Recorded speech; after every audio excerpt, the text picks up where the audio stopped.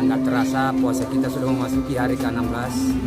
Saya membuka puasa di Masjid Radatul Jannah bersama teman-teman di dalam. Ayo ikuti guys.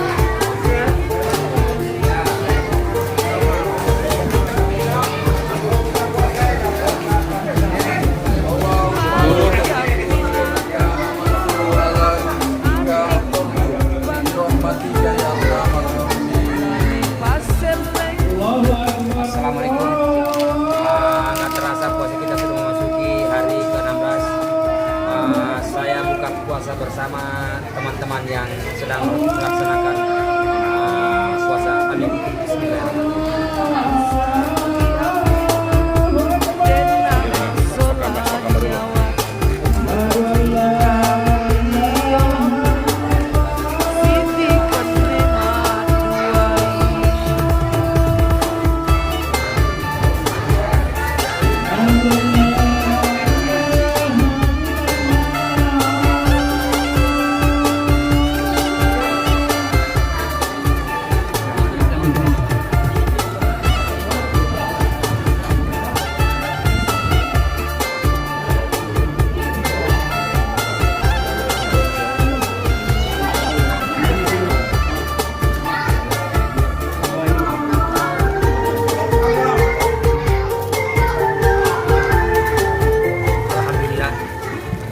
Puasa sama bakwan, sama bihun, sama teh manis.